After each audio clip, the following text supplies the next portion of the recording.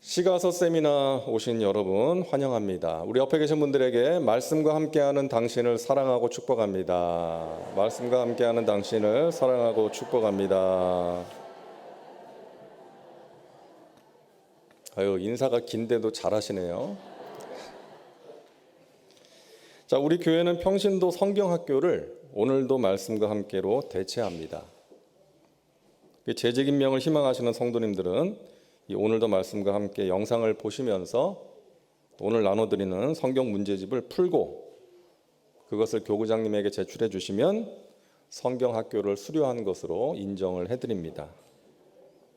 지금 문제집을 못 받으신 분들은 교구장님께 받으시기를 바랍니다. 2021년이죠. 재작년이죠. 1월 1일부터 이제 오늘도 말씀과 함께를 시작했습니다. 코로나가 아주 기승을 부리고 또 모임에 제한이 있어서 제가 우리 송파교회 담임 목사로 부임을 했는데 성도님들을 만날 수가 없는 거예요. 그리고 이 말씀을 통해서 날마다 이제 만나야 되겠다라는 감동을 주셔서 이제 유튜브를 통해서 오늘도 말씀과 함께를 시작하게 됐습니다. 어떤 목사님은 그러더라고요, 저한테. 제 무덤 팠다고. 그 힘든 일을 매일 그 짧은 것이지만 말씀을 준비해서 올리는 게 힘들다는 것을 그 목사님이 알기 때문에 제 무덤 팠다라는 표현을 하시더라고요. 제가 정확하게 말씀드릴게요. 차준희 목사님이 그 얘기 하셨습니다. 신년 축복성에 오셨던 차준희 목사님이 이제 장난스럽게 얘기를 하셨고 아주 긍정적으로 너무 잘하고 있는 것 같다. 그렇게 하기를 잘한 것 같다라고 이제 이야기를 해주셨어요. 그래서 제가 날마다 아버지 돌아가셨을 때를 제외하고는 이제 휴가 때도 또 해외에 나갈 때도 이제 빠지지 않고 계속 올렸는데 감사한 것은 제가 생각했던 것보다 많은 분들이 오늘도 말씀과 함께를 날마다 들으신다는 거예요. 조회수를 보면 물론 한 분이 여러 번 들을 수도 있지만 600회가 매일 넘고 그렇게 많은 분들이 부족한 이 말씀 묵상 유튜브 영상을 함께 이제 하고 계시다는 것이 너무나 감사하고 또 여러분들이 이제 하루의 루틴이 되었다고 새벽에 일어나셔서 새벽 기도하고 오늘도 말씀과 함께를 들으시고 하루를 시작한다. 이런 말씀들을 여러분들이 해주시더라고요. 그래서 참 하나님의 은혜다. 그리고 여러분들이 하나님을 정말 사랑하시고 하나님의 말씀을 사모하신다는 것을 제가 알 수가 있어서 더더욱 하나님께 감사를 드리고 있습니다. 또 오늘 이렇게 바쁘신 중에도 공사 다망하신 분들이 이렇게 시간을 내셔서 이제 이 자리에 참석해 주신 것을 볼 때에도 여러분들이 하나님을 참 사랑하시고 이 말씀에 대한 사모함이 있으시구나 하는 것을 느끼고 있습니다. 네, 오늘도 하나님께서 우리에게 귀한 은혜를 허락하실 줄로 믿습니다. 자, 우리가 성경 구분에 대해서 여러 번 들었잖아요. 가장 먼저 나오는 창세기, 출애굽기, 레위기, 민수기, 신명기 이 5권을 우리가 율법서라고 이야기를 합니다. 구분을 합니다. 모세오경이라고도 이제 이야기를 하죠. 우리가 모세오경 세미나 했습니다. 그 다음에는 이제 여호수아서부터 에스더까지 12권을 역사서라고 이제 구분을 하고요. 이제 오늘 우리가 보게 될 이 5권 한번 같이 읽어볼까요? 욥기부터 시작. 욥기, 시편, 잠언, 전도서, 아가 이 5권을 우리가 시가서 및 지혜서라고 이야기를 합니다. 그리고 이제 우리가 지금 매일 살펴보고 있는 이제 예언서 말씀이 총 17권입니다. 말라기까지. 자, 오늘 우리가 시가서 및 지혜서를 보게 될 텐데 왜 시가서 뒤에 지혜서라는 말이 붙어 있는가? 이유를 설명해 드릴게요. 이 5권 가운데 이제 시가서라고 할 수 있는 것은 시편하고 뭐겠어요? 아가입니다. 이름만 봐도 알 수 있잖아요. 시편은 시고 아가는 노래입니다. 그러니까 시편과 아가는 노래의 성격을 띠고 있어요. 이 시편이라는 단어, 이름, 이제 원어를 보면 테일림이라는 단어인데 이제 노래들, 찬양들이라는 뜻이 있고요. 이 아가는 쉬르 하셔림이라는 이제 원어인데 노래 중에 노래라는 그런 뜻이 있습니다. 그러니까 시편하고 아가서는 이제 시이고 노래예요. 그 시가 서로 자연스럽게 분류가 되고 나머지 세 권, 욥기와 잠언과 전도서를 지혜서라고 구분을 하는 것입니다. 내용이 그래요. 내용이 지혜서예요. 우리에게 지혜를 주는 말씀이죠. 그런데 그 지혜의 말씀이 시적으로 표현이 되어 있어요. 그래서 시가서에 포함을 시키는 것입니다. 그래서 우리는 욥기, 시편, 잠언, 전도서, 아가 이 5권을 시가서 및 지혜서다라고 이제 이야기를 하는 거예요. 여러분 그렇게 이제 기억을 해주시면 되겠습니다. 자, 이제 우리가 첫 번째 욥기서를 잠깐 같이 볼 텐데 그 밑에 이제 한 줄로 주제를 이제 달아놨어요. 보이세요? 욥기 밑에 왜 선한 사람이 고난을 당하는가 이런 주제입니다.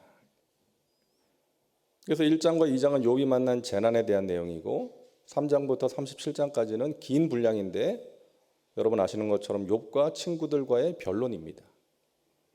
그리고 마지막에 38장부터 42장까지가 이제 하나님께서 말씀하시고 이제 욥이 회복됨으로써 욥기가 마무리됩니다.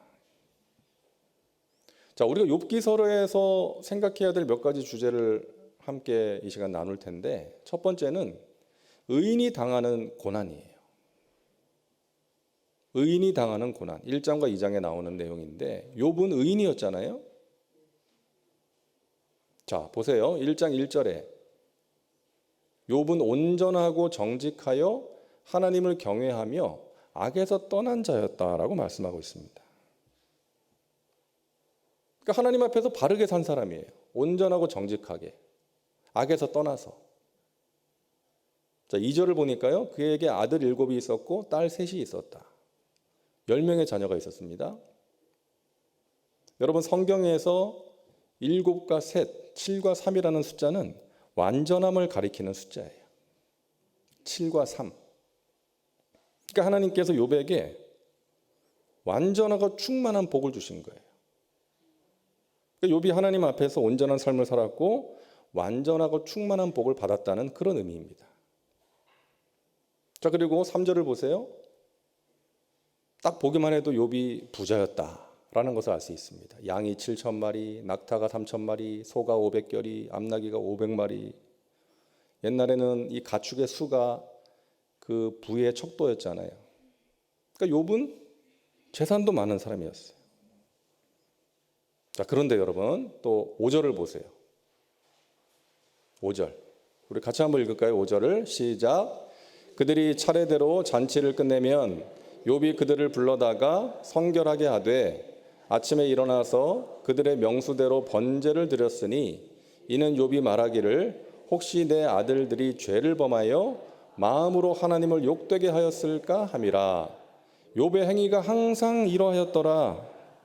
아멘. 이게 무슨 말이에요? 욥의 자녀들이 이제 뭐 생일 파티나 어떤 잔치를 하고 나면 욥이 그 자녀들을 위해서 번제를 드렸다는 거예요. 그들을 성결하게 하는 번제를 드렸다는 거예요. 왜? 혹시나 부지 중에 내 자녀들이 죄를 범하였을까 싶어서 성결케 하는 번제를 드렸다는 거예요.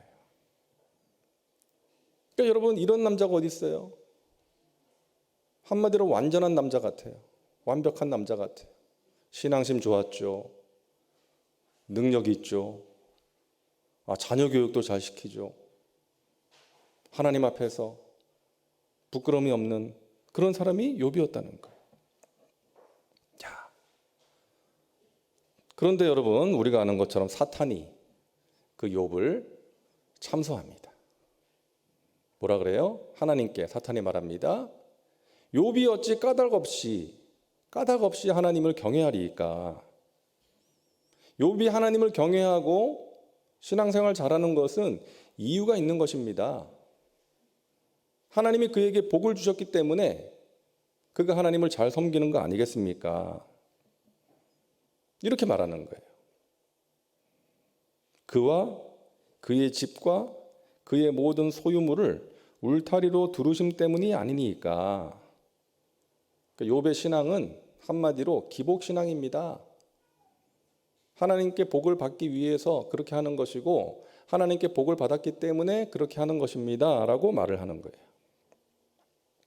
그래서 하나님의 허락하에 이제 사탄이 욥에게 고난을 내리잖아요.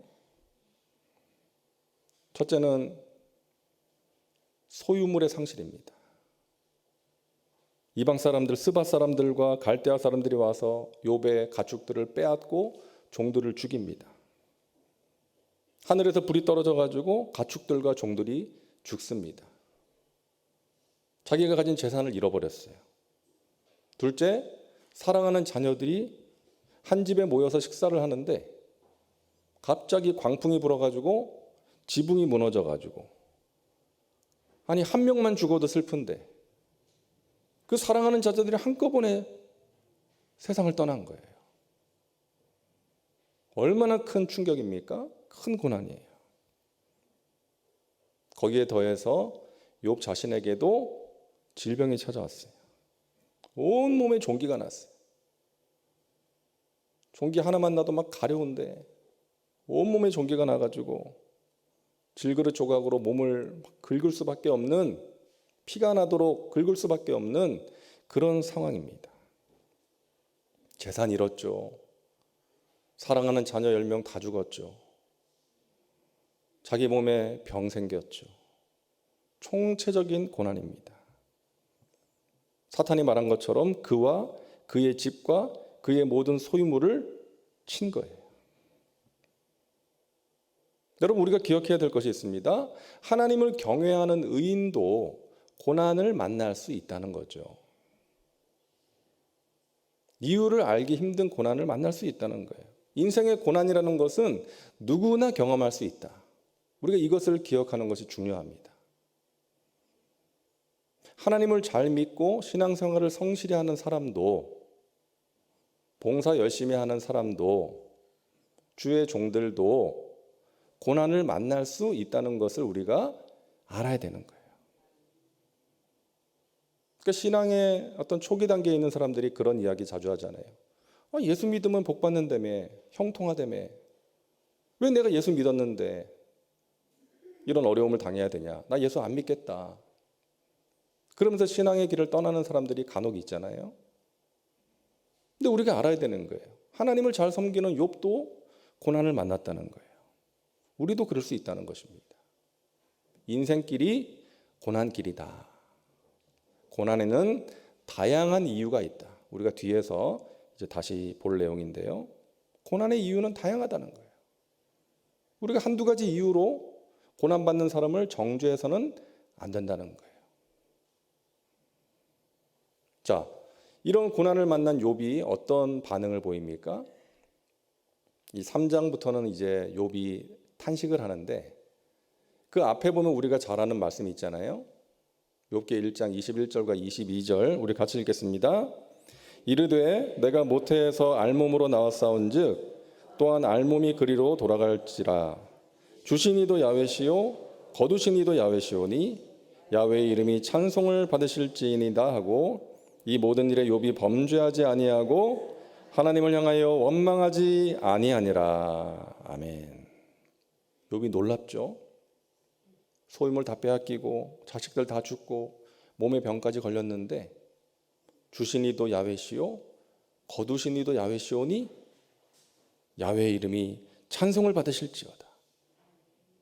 하나님을 향해서 원망하지 않았다는 거예요. 그런데 그랬던 욥이요, 이런 말을 합니다. 내가 난 날이 멸망하였더라면 좋았을 것을. 이게 무슨 말이에요? 내가 태어나지 않았더라면 좋았을 것을. 왜 태어나서 이런 고통을 겪는 것인가 라고 탄식을 하는 것이죠. 여러분, 이런 욥을 우리가 정죄할 수 있나요? 이런 욥에게 믿음이 없다라고 우리가 말할 수 있을까요? 돌을 던질 수 있을까요? 그럴 수 없어요. 욥이 당한 고난을 생각해 보세요. 엄청난 고통이죠. 그런 고통의 문제 앞에서 탄식하고 원망하지 않을 사람이 누가 있겠습니까? 여러분, 욥은 하나님 앞에 자기의 마음 그대로를 완전히 드러내요. 있는 마음 그대로 숨기지 않고. 처음에는 물론 원망하지 않고 불평하지 않았지만 그 이유를 보면 우리가 알 수 있잖아요. 욥이 자기의 감정을 그대로 드러냅니다. 자기의 생일을 저주하고 자기에게 이런 고통을 주신 하나님을 원망합니다. 그런데 여러분, 우리가 살다 보면 고통의 문제를 만날 때 하나님께 우리의 마음을 털어놓는 것이 필요하다는 거예요. 누구한테 털어놓겠어요? 우리의 그 고통스러운 마음을 사람한테 털어놓을 수도 있지만 그것은 큰 도움이 되지 못할 때가 많아요. 그래서 여러분, 하나님 앞에 토설하는 기도, 따라하세요. 토설 기도. 마음을 토해내는 기도예요. 네, 마음을 토해내는 기도. 이 기도가 우리에게 필요하다는 거예요. 그래서 우리가 이 순복음교회의 장점이 그거잖아요. 통성기도. 근데 제가 아는 어떤 의사 선생님은 암 환자들, 이제 믿지 않는 암 환자들을 만나면 이제 믿음을 가지라고 권면을 하면서 그분은 장로교 이제 장로님인데 순복음교회를 권해준다는 거예요. 요즘은 뭐 장로교회도 통성기도 많이 하지만 이제 예전에는 이제 순복음교회가 주로 통성기도를 많이 했기 때문에 이제 교회 가서 그냥 하나님께 소리 지르고 기도하라는 거예요. 그냥 마음을 토해내라. 그것이 어떤 치료의 효과가 있기 때문에 자기는 그렇게 한다라는 이야기를 들었습니다. 그러니까 우리가 하나님 앞에 우리의 마음속에 쌓여있는 어떤 근심과 걱정과 불안과 두려움과 누구를 향한 미움과 원망을 쌓아놓지 말고 토설하는 기도가 필요하다. 제가 얼마 전에 설교 때 이제 이야기를 했던 최일도 목사님, 들어와 보니까 사무실이 막 난장판이 되어 있었어요. 자기가 더 이상 그 사역을 할 자신이 없어가지고 춘천 가는 기차 타고 어느 역에 내려가지고 산속에 들어가서 하나님, 저 더 이상 못하겠어요. 더 이상 저들을 사랑할 자신이 없습니다, 하나님. 그게 토설기도예요. 우리가 그렇게 우리의 마음 속에 있는 우리가 느끼는 감정, 고통을 하나님께 토해낼 때 하나님께서 우리에게 믿음 없다, 정죄하지 않으시고 우리를 불쌍히 여겨주시고 우리의 마음을 다스려 주시고 우리 문제 가운데 역사하실 줄로 믿습니다. 마음을 쏟아내는, 토해내는 기도가 우리 가운데 필요하다. 어떤 신학자는 그러더라고요. 욥기 1장에서 욥이 주시니도 야훼시요 거두시니도 야훼시니 야훼 이름이 찬송을 받으실지어다. 이 고백은 아마 뒤에 3장에 나오는 토설기도 이후에 드린 고백이 아닐까. 시간상으로, 순서상으로 그렇게 이야기를 하는 이제 신학자도 있어요. 순서가 이제 그렇게 기록이 되었을 뿐이다. 이제 그렇게 이야기를 하는 것이죠. 그러니까 욥이 그 엄청난 고난 앞에서 하나님께 마음을 쏟아낸 거예요. 자, 이제 욥의 친구들이 이제 욥을 찾아와서 이제 욥과 변론을 하지 않습니까? 근데 욥의 친구들이 가졌던 고난관이 있어요. 이들이 이해했던 고난. 오늘날 많은 사람들이 가지고 있는 고난관입니다. 먼저 엘리바스라는 친구가 와가지고 뭐라고 말을 합니까? 야, 생각해봐. 너 알잖아.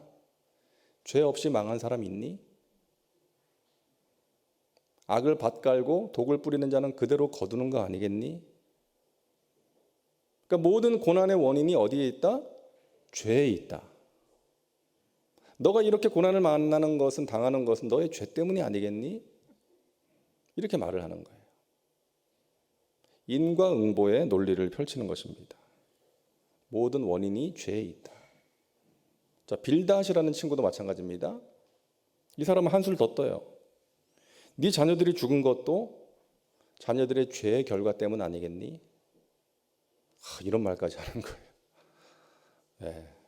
지금 고통 가운데 있는 사람을 더 아프게 하는 그런 말을 하고 있는 거예요. 여러분, 우리가 잘 아는 말씀 있잖아요. 이 말씀, 욥기 8장 7절. 내 시작은 미약하였으나 내 나중은 심히 창대하리라. 이 말씀만 놓고 보면 너무나 좋은 말씀이에요. 사업장 가면 이 말씀이 붙어있는 사업장들 많죠. 성구액자 해가지고 선물 많이 했잖아요. 근데 이 말씀은요, 우리가 알아야 될 것이 하나님께서 하신 말씀도 아니고 욥이 한 말도 아니고 빌닷이 한 말이에요. 그러니까 이 한 구절만 보면 참 좋은 내용인데 전후 맥락을 보면 빌닷이 욥에게 너가 이렇게 고난을 당하는 것은 죄 때문이지 않니? 너 회개해야 된다. 그러면서 한 말이에요. 너의 시작은 미약하였다 할지라도 나중은 심히 창대하게 될 거야. 이제 그런 맥락에서 빌닷이 한 말이기 때문에 어떤 사업장에 선물로 주는 말씀이나 우리가 어떤 믿음으로 붙들어야 될 만한 그런 말씀은 아니라는 거죠. 우리가 그것은 알아야 되겠습니다. 자, 다음으로 소발이라는 친구가 말해요. 이 친구도 한술 더 떠요. 하나님께서 너로 하여금 너의 죄를 잊게 하여 주셨음을 알라. 이 말이 뭔가 하면 너가 지금 받고 있는 그 벌은 너가 지금 지은 죄에 비해서는 가벼운 거야. 이렇게 말하는 거예요. 어떻게 이런 말을 할 수가 있을까요? 그러니까 인과응보의 논리로 이 친구들은 이제 욥이 당한 고난을 해석하고 있는 것입니다. 그러니까 이들이 주목하고 있는 것은 뭐예요? 고난의 원인에 주목하고 있어요. 근데 마지막 친구는요, 엘리후라는 친구인데 36장 15절에서 이렇게 말합니다. 하나님은 공고한 자를 그 공고에서 구원하시며 학대당할 즈음에 그의 귀를 여시나니. 좀 이해가 잘 안 돼서 표준 세번역 성경으로 보니까요. 잘 들어보세요. 그러나 사람이 받는 고통은 하나님이 사람을 가르치시는 기회이기도 합니다. 사람이 고통을 받을 때에 하나님은 그 사람의 귀를 열어서 경고를 듣게 하십니다. 이 말은 무슨 말이에요?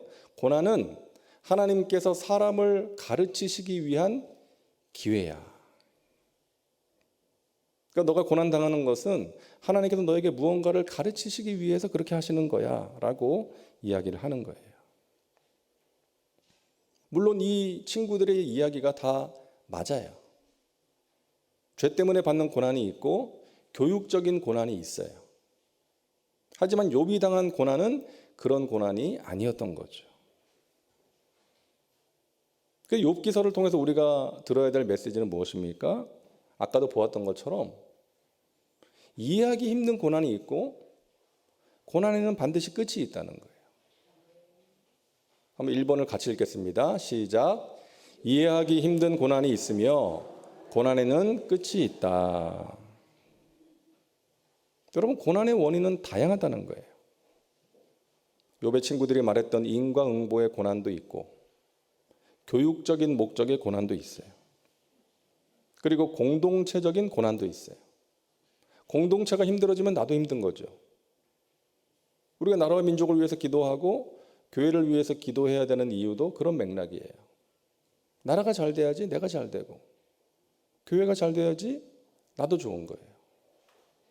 공동체가 받는 고난, 내가 그 공동체에 속해 있기 때문에 받을 때가 있어요. 그리고 예수님이 당하셨던 대속적인 고난도 있잖아요. 나는 잘못한 게 없는데 다른 사람의 잘못 때문에 내가 그 잘못을 대신 감당하게 되는 경우도 있다는 거예요. 그러니까 이처럼 다양한 고난의 원인이 있습니다.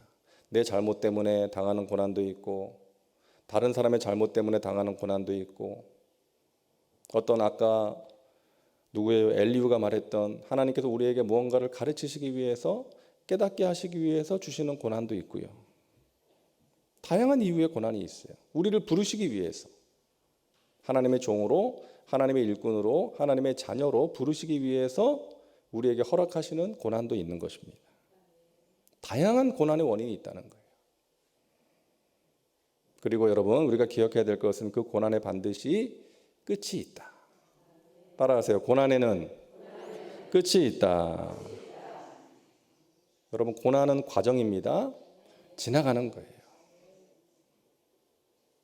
자, 그리고 욥기의 메시지 두 번째는 우리가 고난 속에서 우리 자신과 하나님에 대해서 더 깊이 알 수 있다는 거예요. 여러분 동의하시죠? 우리가 고난을 만날 때 우리 자신의 연약함을 깨닫게 돼요. 내가 아무것도 아니구나. 그리고 나의 잘못도 깨닫게 돼요. 내가 이러이러한 잘못을 저질렀구나. 내가 잘못 살았구나. 그리고 하나님에 대해서 알게 돼요. 하나님의 뜻이 무엇인지를 알게 되고 고난 가운데 역사하시는 하나님을 만남으로 전능하신 하나님을 알게 되는 것이죠. 그리고 우리는 고난 속에서 겸손하게 자신을 돌아볼 수가 있고 하나님을 향해서 한 걸음 더 가까이 나갈 수가 있는 것입니다. 고난의 은혜가 있다는 거예요. 그리고 마지막으로 고난당한 사람을 정죄하거나 섣불리 위로하려고 하지 말라는 거예요. 욥의 친구들처럼 너가 당한 고난은 무엇 때문이야? 이렇게 말하는 것은 고난당하는 사람에게 아무 도움이 되지 않는다는 거예요. 함께 울어주고 함께 아파해주고 그 사람을 위해서 기도해주는 것이 우리에게 필요한 합당한 자세라는 것입니다. 여러분이 만나는 고난을 통해서 하나님을 경험할 수 있기를 바랍니다. 여러분이 만나는 고난을 통해서 여러분이 더욱더 성숙해지고 깊어지고 또 아름다운 인생을 살아갈 수 있기를 주님의 이름으로 축복합니다. 자, 시편. 이스라엘이 부르는 노래입니다. 시편은 총 5권으로 구성이 되어 있죠. 150편까지 있고요. 시편은 찬양의 책이면서 기도의 책입니다. 시편의 대부분은 성전에서 예배드릴 때 사용하기 위해서 지어졌어요. 구약 성경의 다른 책들은 백성에게 말씀하시는 하나님에 대해서 기록하고 있는데 이 시편은 하나님께 말씀드리는 백성들에 대해서 기록하고 있어요. 하나님께 드리는 백성들의 고백이죠. 노래죠. 찬송이죠. 찬양과 탄식이 들어있고요. 믿음과 절망의 고백이 들어있고 사랑과 증오가 담겨 있습니다.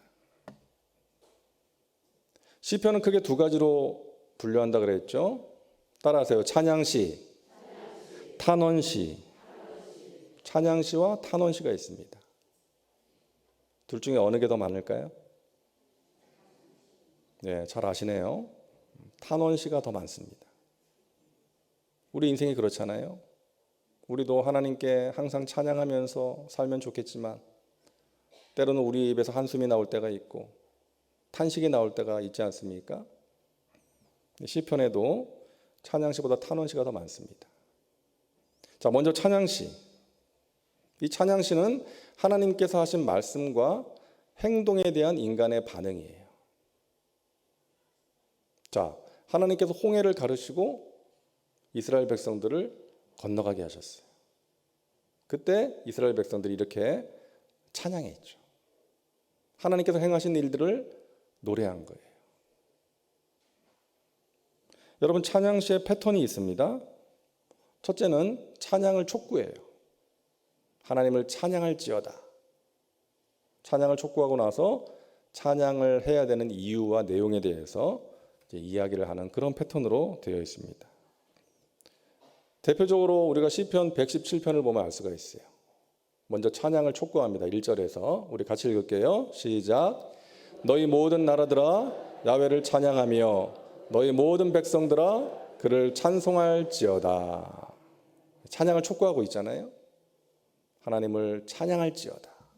그 다음에는 찬양의 이유가 나와요. 2절입니다. 같이요. 우리에게 향하신 야훼의 인자하심이 크시고 야훼의 진실하심이 영원함이로다. 할렐루야. 여러분도 찬양시 많이 지어보시기 바랍니다. 내 영혼아 하나님을 찬양하라. 찬양할지어다. 왜? 하나님 살아계시고 나를 사랑하시기 때문에 또 지금까지 나를 인도하셨기 때문에 앞으로도 인도하실 것이다. 이러한 고백으로 하나님을 찬양하는 것이죠. 자, 그리고 탄원시는요, 하나님이 항상 말씀하시고 항상 행동하시면 좋은데 때로는 하나님이 침묵하실 때가 있어요. 아무것도 안 하시는 것처럼 느껴질 때가 있잖아요. 그런 하나님을 향한 인간의 반응이 탄원시입니다. 탄식, 기도죠. 이 탄원시의 패턴은 이렇습니다. 제일 먼저 하나님을 불러요. 야훼여.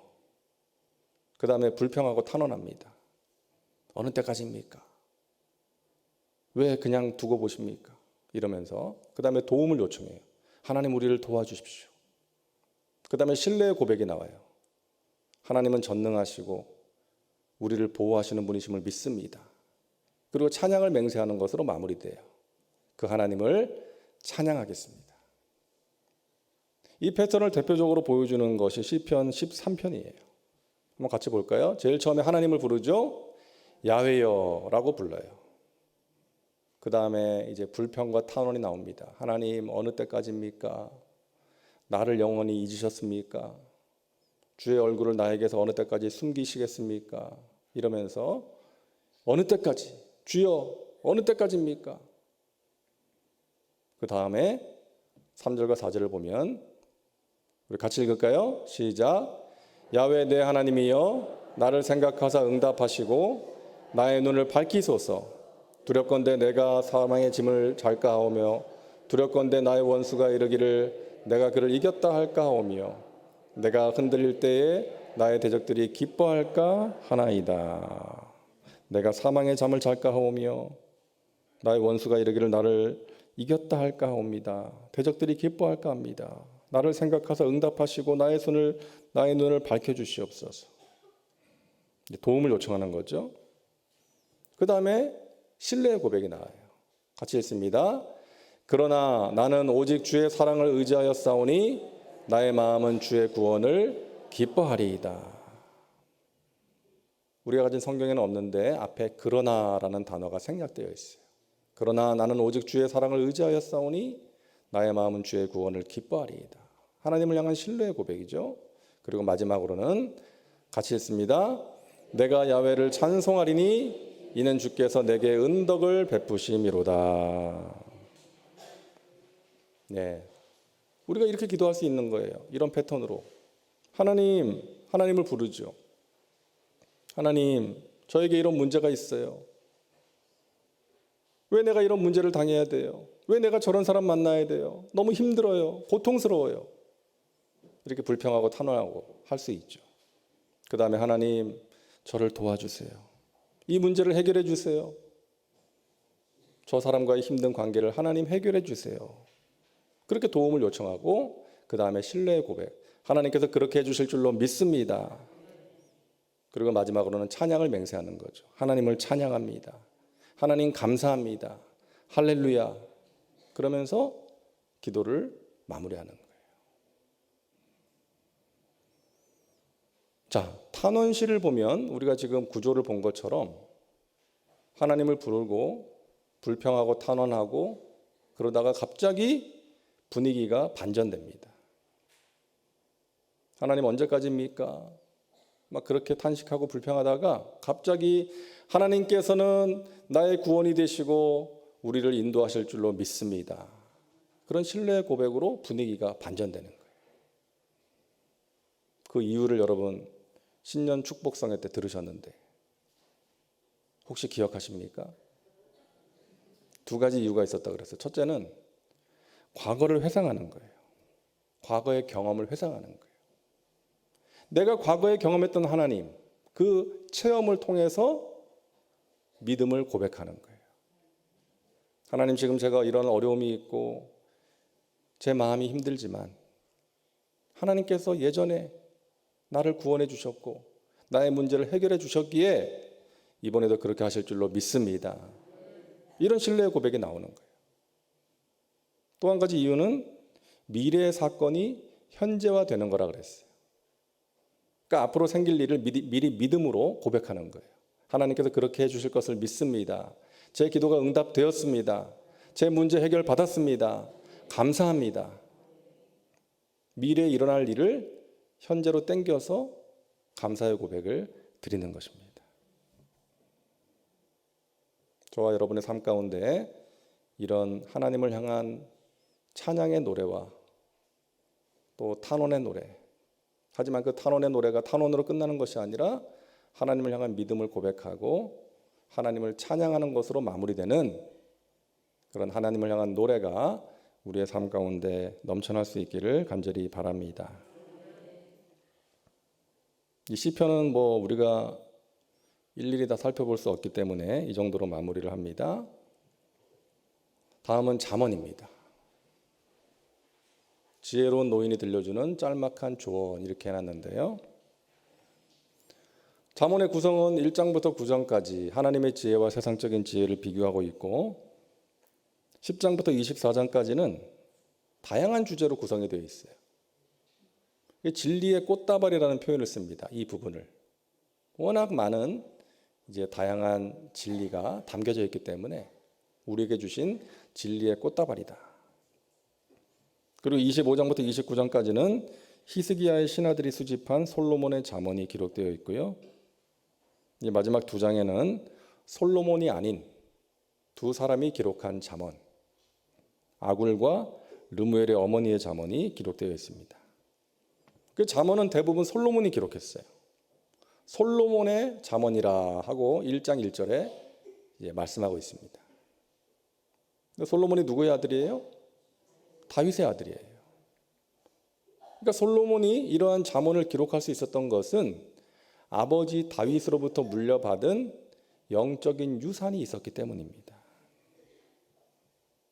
여러분 아시는 것처럼 다윗은 사울에게 쫓겨다닐 때 사울을 죽이고 고생을 끝낼 수 있는 기회가 있었지만 그렇게 하지 않았어요. 하나님의 말씀 때문에 그렇게 하지 않았어요. 그리고 왕이 되어서 나라를 통치할 때도 항상 하나님의 말씀에 따라 나라를 운영하고자 했던 사람입니다. 그것이 백성들이 살 길이고 나라가 부강하게 될 수 있는 길이었기 때문에, 그것을 알았기 때문이죠. 그리고 다윗이 인생을 살아오면서 수많은 위기 속에서 배운 중요한 진리였던 거예요. 하나님의 말씀을 따라갈 때에 나 개인과 우리 나라가 부강하게 될 수가 있다. 행복할 수가 있다. 이것을 알았던 거예요. 그런 다윗과 다윗 왕국에 하나님께서 복을 주신 것이죠. 부강하게 하셨습니다. 다윗의 아들 솔로몬도 그것을 알았던 거예요. 그래서 하나님의 백성들이 하나님의 백성답게 살기 위해서, 하나님의 백성들이 하나님이 주시는 복과 은혜를 누리기 위해서 필요한 지혜, 그것을 정리해서 후손들에게 전하고자 했던 것입니다. 그래서 잠언을 기록하게 되었던 거예요. 아버지로부터 물려받은 영적인 유산이었습니다. 잠언을 기록한 목적을 보면 우리가 말씀이 주는 은혜를 알 수가 있어요. 우리가 말씀을 가까이 해야 되는 이유. 자, 우리가 잠언 1장 2절을 같이 읽겠습니다. 시작. 이는 지혜와 훈계를 알게 하며 명철의 말씀을 깨닫게 하며. 자, 말씀이 우리에게 주는 은혜. 우리가 말씀을 가까이 하며 살아야 되는 이유. 첫째는 지혜입니다. 히브리어로 호크마라는 단어예요. 우리 교회 저 뒤편에 있는 서점 이름이 호크마라는 거 혹시 아십니까? 그 호크마예요. 지혜. 잠언에 무려 41번이나 나오는 중요한 단어입니다. 핵심 단어예요. 이 지혜는 살아가는 데 필요한 구체적인 통찰력입니다. 살아가는 데 필요한 구체적인 통찰력. 이 통찰력이라는 것은 어떤 사물이나 상황을 정확하게, 예리하게 볼 수 있는 능력을 말하는 것이죠. 이런 상황에서 어떻게 해야 될지, 어디로 가야 될지, 누구와 함께 해야 될지, 그런 것을 아는 거예요. 그것이 지혜입니다. 사업을 하는 분들 가운데 이런 간증을 하는 분들이 있더라고요. 사업을 시작했을 때 또는 경영할 때 어려운 문제를 만났을 때 어떻게 해야 됩니까? 하나님께 기도했을 때 어떤 번뜩이는 아이디어를 주셔가지고 그대로 했을 때 하나님께서 내 사업을 일으켜 세워주셨습니다. 이런 간증을 우리가 들을 때가 있잖아요. 그게 지혜예요. 내가 이럴 때 어떻게 해야 될지를 하나님께서 우리에게 알려주시는 거예요. 말씀과 기도 가운데 갑자기 어떤 생각이 떠올라가지고 그대로 했을 때에 좋은 결과를 얻게 되는 것이죠. 하나님이 주시는 지혜, 어떤 철학적인 지혜가 아니라 우리의 삶을 구체적으로 인도하는 실제적인 지혜가 바로 이 호크마입니다. 하나님의 말씀이 우리에게 그 지혜를 준다는 거예요. 두 번째는 훈계입니다. 훈계. 잘못된 길로 가려고 하는 것을 바로잡는 것이 훈계죠. 우리에게 죄의 충동이 생길 때가 있잖아요. 그리고 나도 모르는 사이에 잘못된 길로 갈 때가 있어요. 그때 하나님의 말씀이 우리를 깨닫게 하고 정신 차리게 해주는 거예요. 바른 길로 가게 하는 거예요. 그게 훈계입니다. 다윗이 사울을 죽이지 않은 것은 하나님의 말씀으로 훈계를 받았기 때문이고, 다윗이 밧세바를 취하는 죄를 지은 것은 하나님 말씀으로 훈계를 받지 못한 결과였던 거예요. 그러니까 하나님의 말씀은 우리에게 훈계를 줍니다. 너무나 중요한 거죠. 세 번째는 명철입니다. 뭐라고 기록해놨어요? 하나님의 지혜가 우리에게 체득되어서 구체적인 분별력으로 나타나는 것이다 라고 적어놨습니다. 그러니까 분별력이에요. 여기서 말하는 명철은 분별력. 그러니까 하나님의 지혜가 구체적으로 나타나는 거예요. 참과 거짓, 선과 악, 분별하는 능력이 명철이에요. 그래서 지혜와 명철은 세트예요. 항상 같이 갑니다. 하나님의 지혜와 명철. 그러니까 여러분 자녀를 위해서 기도하실 때 하나님 우리 자녀에게 하나님의 지혜와 명철을 더하여 주옵시고, 하나님 말씀으로 훈계를 받아서 하나님 기뻐하시는 삶을 살게 하시고 바른 길로 걸어가게 하여 주시옵소서. 하나님이 주시는 지혜로 명철을 얻게 되는 것입니다. 이게 말씀이 우리에게 주는 유익이죠. 은혜죠. 자, 또 한 가지 3절에 보면 우리 같이 읽을까요? 3절을 시작. 지혜롭게, 공의롭게, 정의롭게, 정직하게 행할 일에 대하여 훈계를 받게 하며. 자, 말씀이 주는 은혜가 또 한 가지 나오는데, 여기서 말하는 지혜는요, 호크마가 아니라 사칼이라는 단어예요. 여기서 지혜는 사물을 옳게 분별하는 신중한 태도와 행동을 말합니다. 그러니까 호크마는 어떤 통찰력을 의미한다면, 여기서 말하는 사칼이라는 지혜는 태도를 말하는 거예요. 신중하게 행하는 것입니다.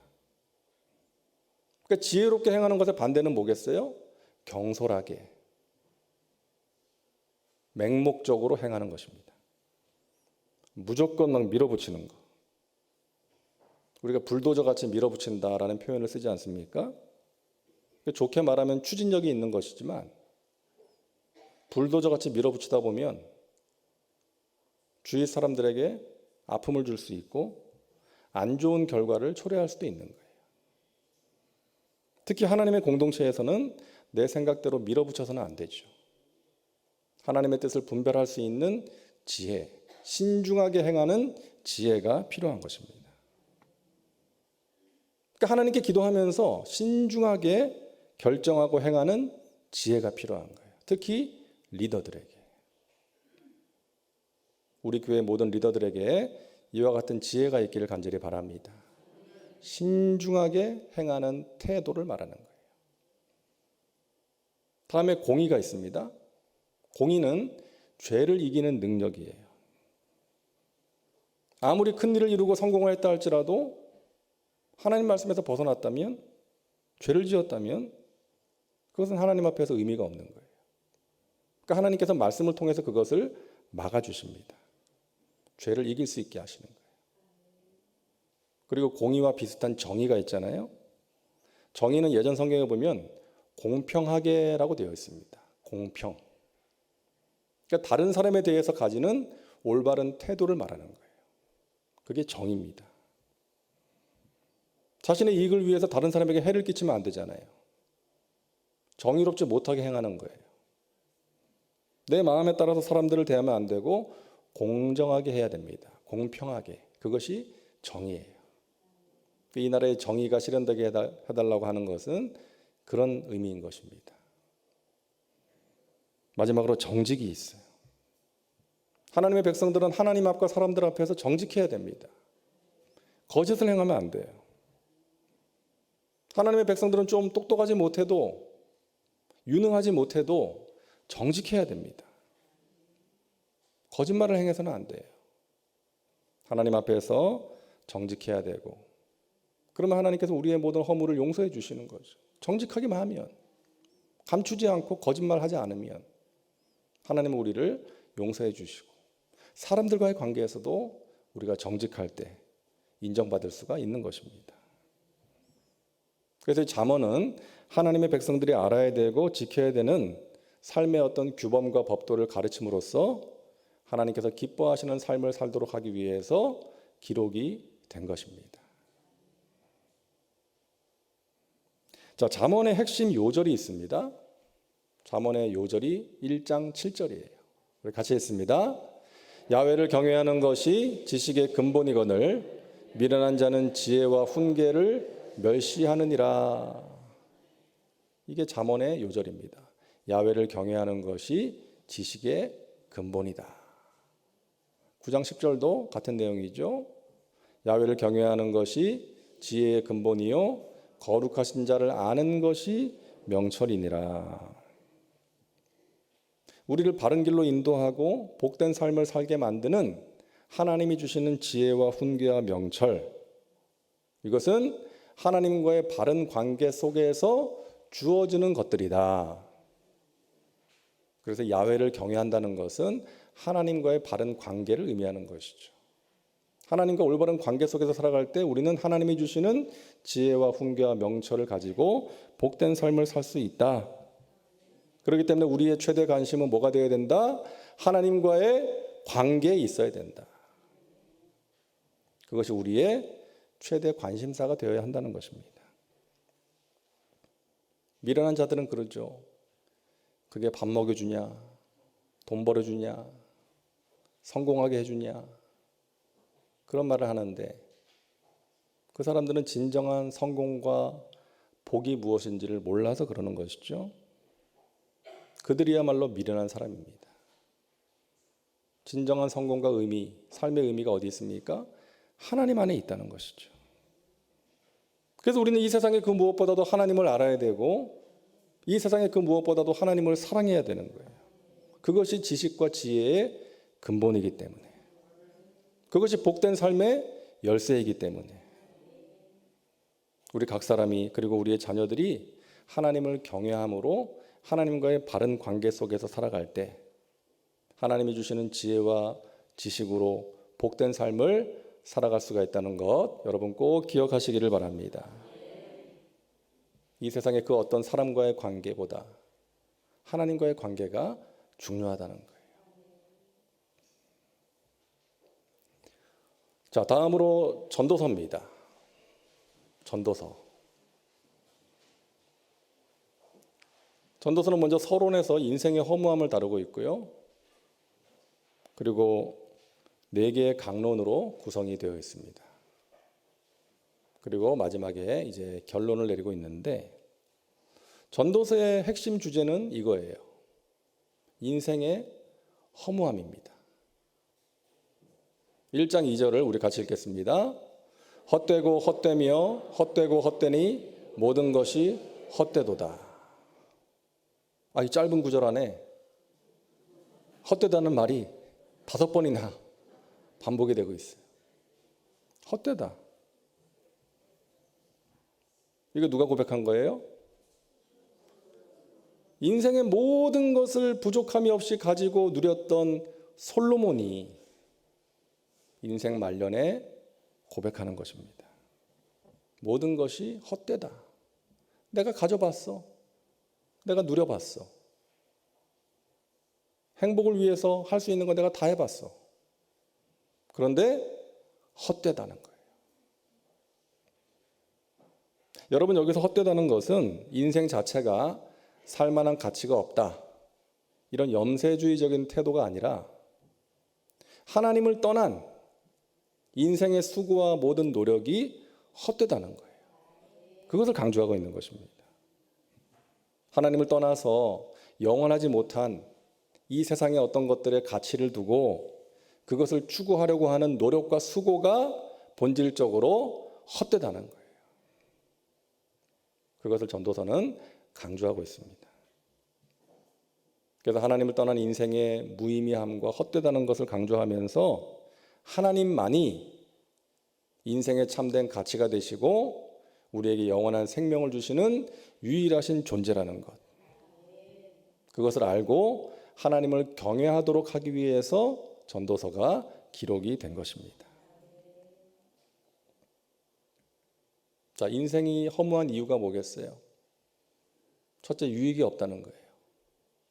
3절에 해 아래에서 수고하는 모든 수고가 사람에게 무엇이 유익한가? 유익이 없다는 거예요.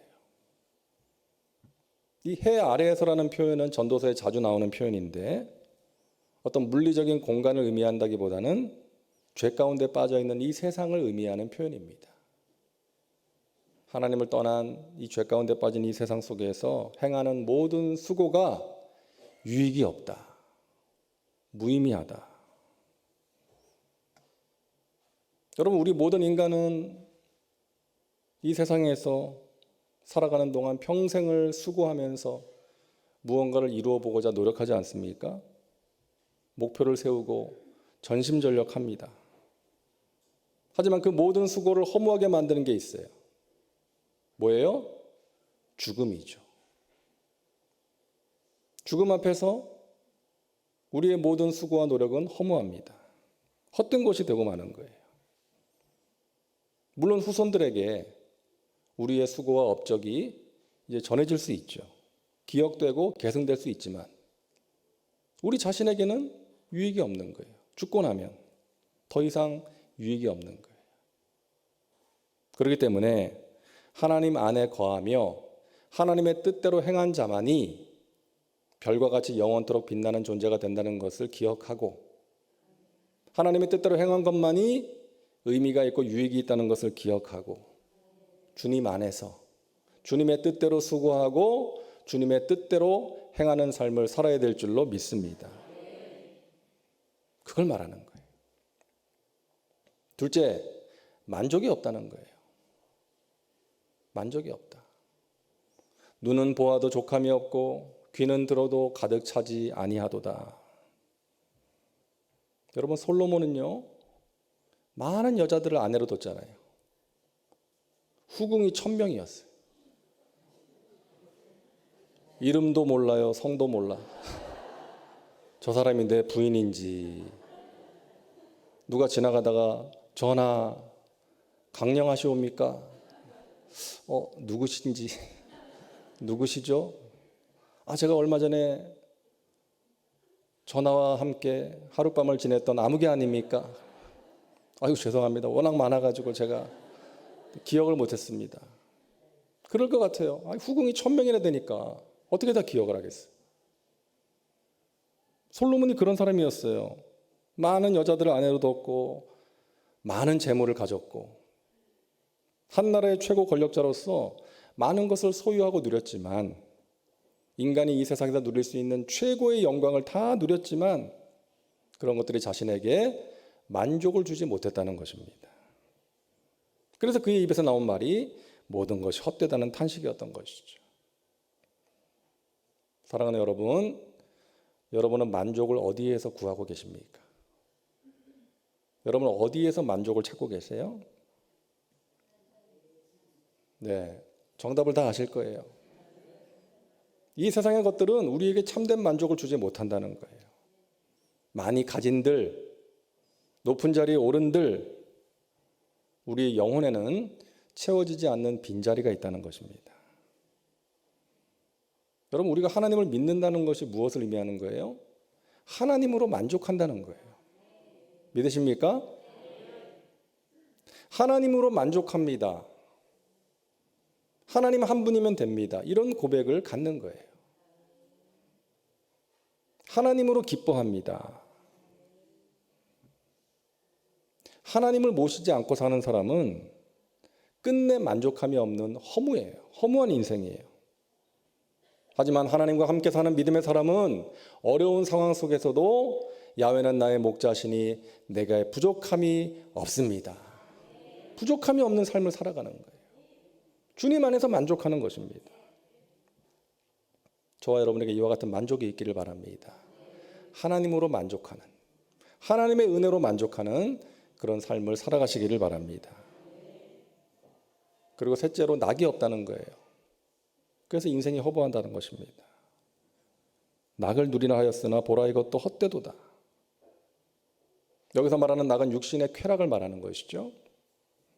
부어라 마셔라, 노세 노세, 젊어서 노세, 그러면서 육체의 쾌락을 구하는 거예요. 역사상 그 누구보다도 많은 것을 가지고 누렸던 솔로몬, 먹고 싶은 거 말만 하면 먹을 수 있어요. 하고 싶은 거 다 할 수 있어요. 여기서 시험 삼아서 자신을 즐겁게 했다는 말은 자기 나름대로 할 수 있는 것들을 다 해봤다는 거예요. 행복을 얻기 위해서 내가 할 수 있는 것 다 해봤다. 모든 육체의 즐거움을 다 경험해봤다.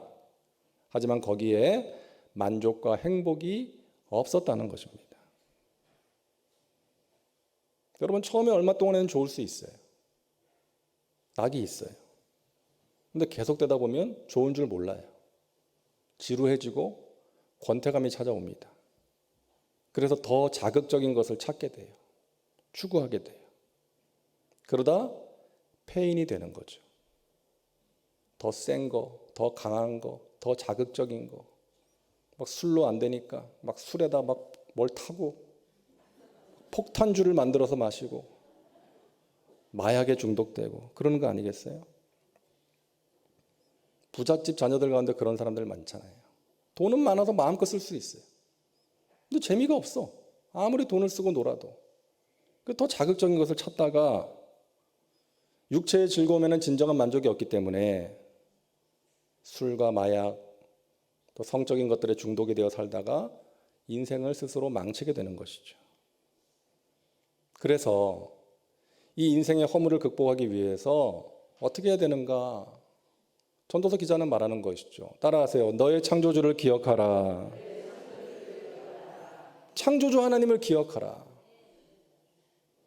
이 세상을 살면서 좋은 학교 들어가고 공부 잘해서 좋은 학교, 좋은 직장에 들어가는 거 중요하고 좋은 배우자 만나는 거 다 중요하지만 이 모든 것들보다 더 중요한 것은 자신의 가치를 발견하는 거예요.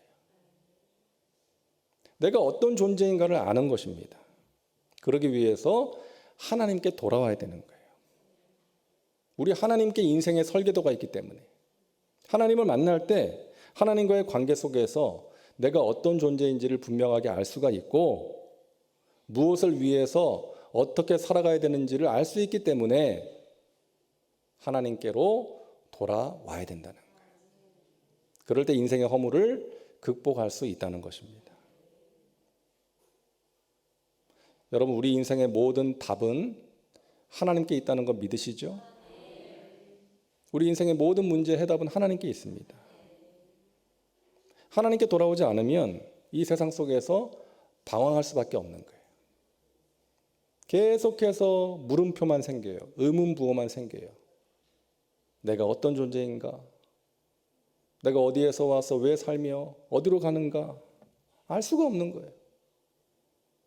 근데 하나님께 돌아와서 하나님을 만난 사람은 그 물음표가 느낌표로 바뀌는 것이죠. 아, 이것이었구나. 이것이 인생의 참된 의미였구나.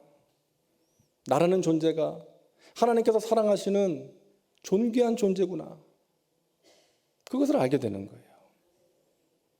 하나님께서 나를 사랑하시고 나를 위해서 영원한 나라를 예비하셨구나. 지금도 나와 함께 하시며 나를 굳세게 하시고 도와주시고 붙들어 주시는구나. 이것을 알게 되는 거예요. 그래서 인생의 허무함을 극복할 수가 있는 것이죠. 자, 그런데 창조주 하나님을 언제 기억하라? 청년의 때에 기억하라 라고 말씀하고 있어요. 어떤 사람은 그래요. 세상에 좋은 거 다 해보고 다 즐겨보고 늙어서 죽기 전에 하나님께 돌아오는 것이 좋다.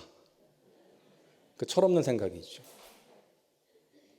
그런가 하면 어떤 사람은 내가 조금이라도 더 젊었을 때 하나님을 만났어야 되는데 아쉬워하는 사람도 있는 거죠. 후자의 사람이 정상인 거 아니겠어요? 조금이라도 젊었을 때에 하나님을 만나고 인생의 의미를 발견하고 그러면 그 귀한 인생 허송세월하지 않고 하나님을 기쁘시게 하는 하나님께서 맡기신 사명을 감당하는 삶을 살 수가 있기 때문에 조금이라도 힘이 있고 시간이 있는 청년의 때에 한 살이라도 젊었을 때에 하나님을 기억하고 돌아오라는 것이죠. 그렇게 하나님을 위해서 하나님 나라를 위해서 살아가는 것이 진정으로 의미 있고 복된 삶이기 때문에 그런 사람이 인생의 허물을 극복할 수 있기 때문에 그런 것이죠. 우리 요한 3서 2절 말씀을 우리 같이 읽겠습니다. 사랑하는 자여 내 영혼이 잘된 같이 내가 범사에 잘되고 강건하기를 내가 간구하노라. 아멘. 그래서 우리에게 가장 중요한 것은 영혼이에요. 영혼. 사람의 가치는 영혼의 상태에 달려 있는 것입니다. 영혼이 잘되고 건강해야 복된 삶을 살아갈 수가 있고 영혼이 병들고 영혼이 망가지면 아무리 돈이 많고 지식이 많고 높은 자리에 앉았다 할지라도 행복한 삶을 결코 살 수가 없는 거예요. 그래서 영혼이 잘 되는 것이 가장 중요한 것입니다.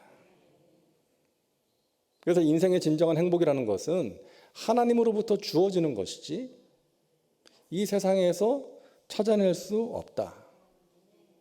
해 아래 있는 것들을 추구함으로써 만족을 얻을 수 없다. 행복할 수 없다. 인생의 만족과 행복은 하나님 안에 있다. 이것이 전도서의 메시지인 것입니다. 자, 마지막으로 아가입니다. 아가는 사랑 노래죠. 히브리어 성경의 제목을 보면 노래 중에 노래, 가장 아름다운 노래 그런 의미가 있습니다. 이렇게 구성이 되어 있고요. 이 아가의 아자는 한자로 맑다, 아름답다, 정갈하다라는 의미를 가지고 있죠. 그래서 아름답고 정갈한 노래. 우리말 제목과 성경 원어의 제목과 거의 일치합니다. 가장 아름답고 정갈한 노래다. 이 아가서도 솔로몬의 기록으로 보고 있습니다. 왜냐하면 1장 1절에 솔로몬의 노래라고 되어 있기 때문에. 근데 여기서는 우리가 아는 것처럼 가장 성경답지 않은 성경이에요. 가장 성경답지 않은 성경. 하나님에 대한 내용이 전혀 기록되어 있지 않습니다. 연애시에 가까운 성격을 가지고 있죠. 솔로몬과 술람미 여인의 사랑 이야기예요. 이 아가서에는 야훼께서 말씀하셨다 이런 기록이 없습니다. 그래서 오랫동안 많은 신학자들이 참 난감해했어요. 왜 이 아가서가 성경에 들어가 있는 것일까? 그냥 연애시 같은데. 도대체 남녀간의 사랑을 노래한 이 이야기가 왜 성경에 포함되어 있어야 하는가? 라는 의문을 가졌다는 것이죠. 근데 여러분 우리가 생각해 볼 것은 이 아가서가 1차적으로는 물론 솔로몬과 술람미 여인의 두 사람의 사랑 이야기지만 동시에 궁극적으로 이스라엘의 왕이었던 솔로몬과 술람미 여인의 순수한 사랑을 통해서 이 세상의 왕이시요 우리 인생의 왕이신 하나님과 그의 백성된 우리와의 사랑의 관계를 보여주는 노래다. 그런 면에서 이 아가서가 의미가 있다라고 우리가 생각할 수가 있는 것이죠. 그러니까 여기서 말하는 솔로몬 왕은 우리 인생의 왕이 되시는 하나님. 여기 나오는 술람미 여인은 하나님의 백성된 우리로 생각하면 되는 거예요. 그러니까 이 아가서가 말하는 아름다운 여인은 고난을 통해서 연단받은 성도, 하나님의 품 안에서 연단받은 믿음의 사람이 얼마나 아름다운지를 보여줍니다. 그러니까 결국 아가서의 주인공은 하나님과 하나님의 사랑을 받고 있는 이 시대의 모든 성도들이다라고 볼 수가 있는 것이죠. 자, 여기까지 하겠습니다. 제가 시간을 정확히 지킬 생각입니다. 자, 여러분에게 한 가지 추가로 말씀드리고 싶은 것은 꾸준한 반복이 달인을 만든다는 거예요. 한번 따라해 볼까요? 꾸준한 반복이 달인을 만듭니다. 여러분 98세 된 할머니가요. 98세 할머니가 마라톤 5km를 완주했어요. 59분에 완주했습니다. 그 할머니한테 비결을 물었대요. 할머니 어떻게 마라톤 5km를 완주하셨어요? 그랬더니 그 할머니가 말했대요. 계속 움직이는 것입니다. 날마다 움직인다는 거예요, 이 할머니가. 여러분 우리가 하나님 말씀을 대할 때도 마찬가지입니다. 꾸준히 반복하는 게 중요해요. 그러니까 여러분 날마다 이 오늘단 말씀과 함께 10분 안 되는 이 유튜브 영상을 날마다 보시고 또 뿐만 아니라 해당되는 성경을 날마다 읽으시고 또 그 말씀을 통해서 나에게 주시는 메시지가 무엇인가를 여러분 생각하시면서 말씀과 함께하는 삶을 살아가실 때에 그 말씀의 반복이 우리에게 힘이 되고 우리의 삶에 귀한 자양분이 될 줄로 믿습니다.